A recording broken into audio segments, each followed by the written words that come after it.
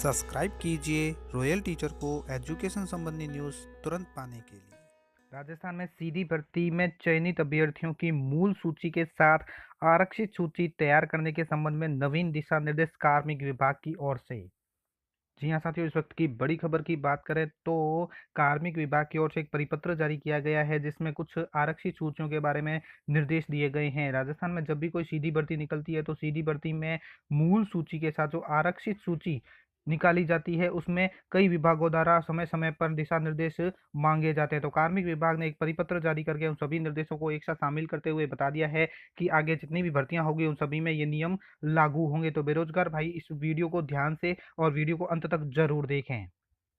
तो साथियों, ये है वो पत्र जो राजस्थान सरकार कार्मिक विभाग की ओर से जारी किया गया है। इसमें विषय है आरक्षित सूची के क्रियान्वयन के संबंध में। सेवा नियमों में सीधी भर्ती के समय चयनित अभ्यर्थियों की मूल सूची के साथ ही विज्ञापित रिक्तियों की 50% तक आरक्षित सूची भी तैयार कर किए जाने का प्रावधान है। अर्थात जो भी सीधी भर्ती होती है उसमें जो चयनित अभ्यर्थी होते हैं उनकी मूल सूची के साथ साथ विज्ञापित पदों की 50% आरक्षित सूची भी तैयार करने का प्रावधान पहले से है। आरक्षित सूची के क्रियान्वयन के संबंध में इस विभाग द्वारा पूर्व में परिपत्र दिनांक 2001, 2016, 2018 द्वारा निर्देश जारी किए गए थे। साथ ही सेवा नियमों में स्पष्ट प्रावधान एवं कार्मिक विभाग द्वारा समय समय पर जारी विस्तृत निर्देशों के बावजूद नियुक्ति प्रक्रिया के दौरान आरक्षित सूची का क्रियान्वयन करने में विभागों के सामने समस्याएं आती रही है। यानी कार्मिक विभाग द्वारा परिपत्र जारी कर दिए जाते हैं, फिर भी जो नियुक्ति विभाग है, नियुक्ति प्रक्रिया कार्मिक विभाग द्वारा जारी दिशा निर्देशों के बावजूद नियुक्ति प्रक्रिया के दौरान आरक्षित सूची जो तैयार होती है, तैयार करते समय विभागों के सामने समस्याएं आती रही है। अतः यह महसूस किया गया है कि इस विषय में भर्ती संस्थानों एवं विभिन्न विभागों द्वारा समय समय पर उठाए जाने वाले मुद्दों के प्रकाश में पूर्व में जारी समस्त निर्देशों को समेकित करते हुए नवीन दिशा निर्देश जारी किया जाना उचित है। अतः आरक्षित सूची के क्रियान्वयन के संबंध में पूर्व में जारी समस्त निर्देशों के अतिक्रमण में नवीन दिशा निर्देश जारी किए जा रहे हैं। तो ये नवीन दिशा निर्देश है, जो भी सीधी भर्ती हो रही है वो उन जो पुराने आदेश है उन सभी को समेकित करते हुए नवीन दिशा निर्देश जारी किए जा रहे हैं। तो आप इसको अच्छी तरह भली भांति समझ लें। माननीय उच्चतम न्यायालय द्वारा विभिन्न न्यायिक निर्णयों में यह सुस्पष्ट अभी निर्धारित किया गया है कि आरक्षित सूची तैयार करना आरक्षित सूची की वैधता अवधि एवं इसका प्रवर्तन संबंधित सेवा नियमों के अनुसार ही होगा। तो सेवा नियमों में क्या प्रावधान है वो भी देख लेते हैं कि चयन सूची के पश्चात जब भी चयन सूची जारी होती है, चयन सूची के पश्चात आरक्षित सूची तैयार किया जाना बाध्यकारी नहीं है, तथापि रिक्त पदों को भरे जाने हेतु आरक्षित सूची तैयार किया जाना अपेक्षित है। तो इस बात को सेवा नियम नंबर 1 को आप विशेष तौर से ध्यान में रखें कि चयन सूची के पश्चात आरक्षित सूची तैयार किया जाना बाध्यकारी नहीं है, लेकिन जो रिक्त पद है उनको भरे जाने हेतु आरक्षित सूची तैयार किया जाना अपेक्षित है। इसी प्रकार दूसरा जो पॉइंट है, आरक्षित सूची में अभ्यर्थियों की संख्या विज्ञापित रिक्तियों के 50% तक हो सकती है।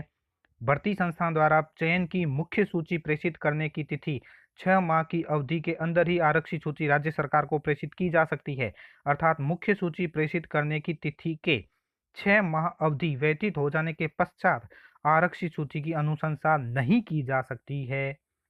अर्थात 6 माह के अंदर अंदर ही राज्य सरकार को आरक्षित सूची है वो प्रेषित की जानी होती है। इसी प्रकार जो आरक्षित सूची तैयार होती है, आरक्षित सूची का प्रवर्तन करने के संबंध में भर्ती संस्थानों और प्रशासनिक विभागों द्वारा निम्न बिंदुओं पर मार्गदर्शन मांगा जाता रहा है। यानी जब भी भर्ती होती है तो प्रशासनिक विभाग है या कोई और भर्ती विभाग है, उनमें जो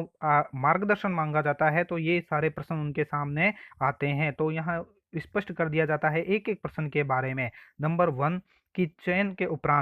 चयन उपरांत मुख्य सूची से एक से अधिक टुकड़ों में प्रेषित करने की स्थिति में आरक्षित सूची प्रेषित करने हेतु 6 माह की अवधि की गणना किस दिनांक से की जावे। तो इसका मूल उत्तर ये है कि यहाँ उत्तर भी स्पष्ट कर दिया गया है कि परिपत्र दिनांक 2021 द्वारा यह निर्देश जारी किए जा चुके हैं कि भर्ती संस्थान द्वारा चयन सूची टुकड़ों में प्रेषित न कर एक साथ प्रेषित की जाएगी। अतः आरक्षित सूची प्रेषित करने हेतु 6 माह की अवधि की गणना मुख्य सूची प्रेषित करने की तिथि से की जाएगी। मुख्य सूची प्रेषित करते समय यदि संख्या बहुत कम संख्या में नाम यानी कुल प्राप्त रिक्तियों का 10% से कम अपर्यायी कारणों से प्रेषित नहीं किए जाकर आवश्यक पूर्ति के पश्चात प्रेषित किए जाते हैं तो ऐसे प्रकरणों को आपवादिक माना जाएगा तथा इस अनुशंसा की तिथि पर आरक्षित सूची के प्रवर्तन के संबंध में विचार नहीं किया जाएगा तथा 6 माह की अवधि के लिए तिथि की गणना मूल सूची प्रेषित करने की तिथि से ही की जाएगी। यदि किसी प्रकरण में अपर्याय कारण से कुल रिक्तियों के 10% से अधिक नाम मुख्य सूची प्रेषित करने के पश्चात कालांतर में प्रेषित किए जाते हैं तो उस स्थिति में समय अवधि की गणना चयन की अंतिम अनुशंसा प्रेषित करने की तिथि से की जाएगी। इसी प्रकार जो नंबर 2 प्रश्न है कि विभाग द्वारा चयन की मुख्य सूची प्राप्त होने की तिथि से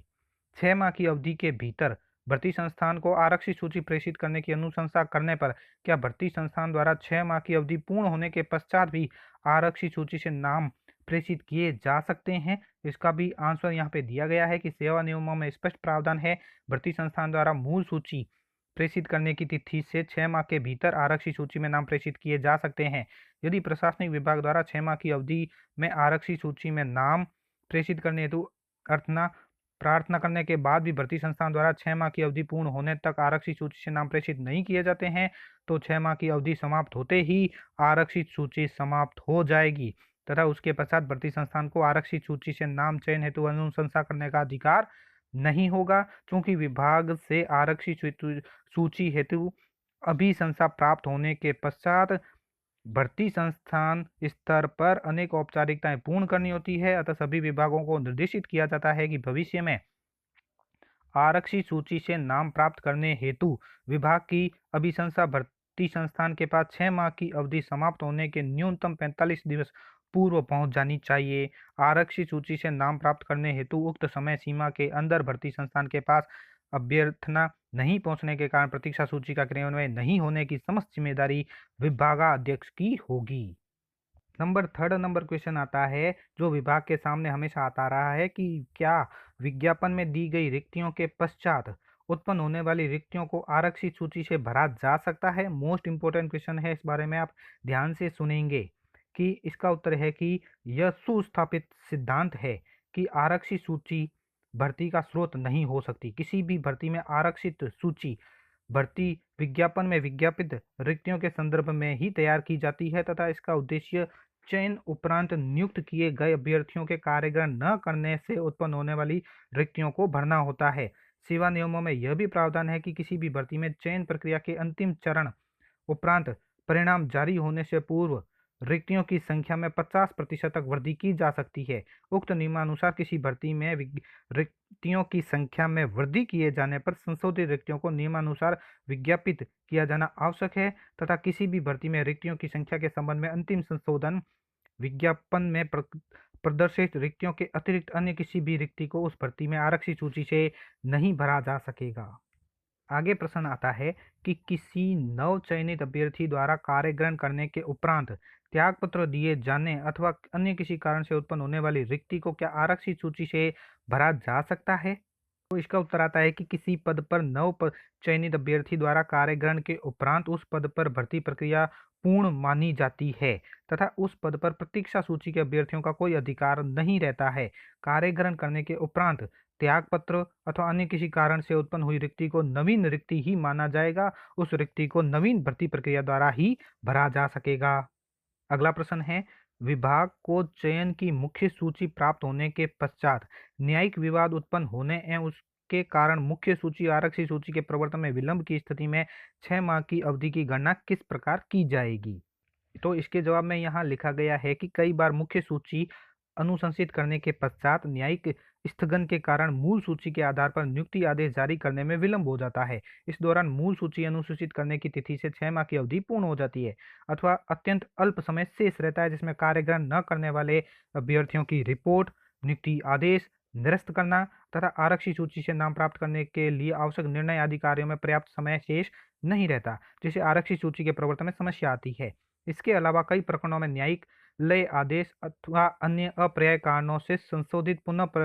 परिणाम जारी किया जाता है जिस उसमें भी मूल सूची में समयावधि की गणना करने में समस्याएं आती है क्योंकि संशोधित और पुनः परिणाम में बड़ी संख्या में नवीन अभ्यर्थियों का चयन होना, उनमें से अभ्यर्थियों का कार्यग्रहण न किया जाना संभव हो सकता है। तो इस संबंध में स्पष्ट किया जाता है कि मूल सूची अनुसूचित करने के पश्चात भर्ती प्रक्रिया में न्यायिक स्थगन हो जाने की स्थिति में आरक्षित सूची के प्रवर्तन के लिए 6 माह की अवधि की गणना करने के लिए स्थगन अवधि को निकालते हुए गणना की जाएगी। संशोधित और पुनः परिणाम के प्रकरणों में समय अवधि की गणना पुनः परिणाम के पश्चात चयन सूची अभी अनुशंसा करने की तिथि से की जाएगी।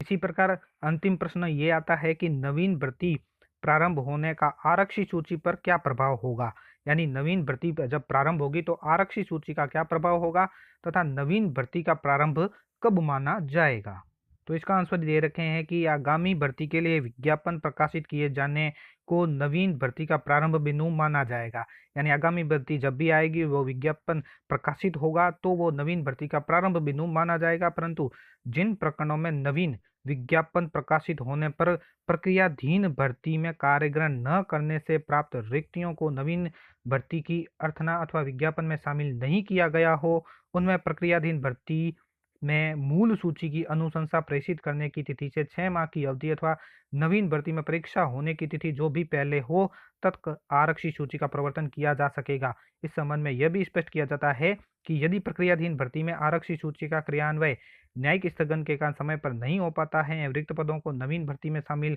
नहीं किया जाता है, तो आरक्षी सूची के प्रवर्तन के लिए 6 माह की अवधि की गणना स्थगन अवधि को निकालते हुए की जाएगी। उक्त अवधि में नवीन भर्ती की परीक्षा आयोजित होने के उपरांत मूल सूची प्रेषित किए जाने की 6 माह की अवधि तक आरक्षी सूची का प्रवर्तन किया जा सकेगा। सभी विभाग भर्तियों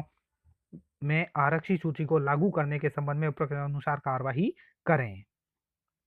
तो दोस्तों ये थे आरक्षी सूची प्रवर्तन के संबंध में कुछ नवीन दिशा निर्देश। उम्मीद है ये वीडियो आपको पसंद आई होगी। वीडियो पसंद आए तो जरूर लाइक शेयर और सब्सक्राइब कीजिए। पास में आने वाले घंटी के बटन को